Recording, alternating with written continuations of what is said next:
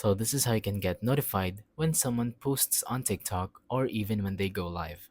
Let's go on ahead and open up the app, and here we are in a certain video. So make sure you go to that person's account and make sure that you are followed to them.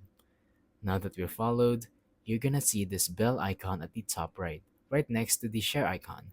So you're gonna want to tap on that, and now this is your notification settings. As you can see, there are two sections, his posts and his live videos. So personalized basically means it's random, I'm pretty sure. So sometimes you get notifications and sometimes you don't. If you tap on all, it's going to show you notifications for every single time he uploads a video. So make sure that that's on if you want to get a notification for every single post. If not, just simply tap on none and you will not get a single notification about his post. Same goes with the live. If he goes live, tap on all if you want every single notification from it, or tap on none if you don't want any notification from his live streams. So that's about it for this video. Thank you for watching.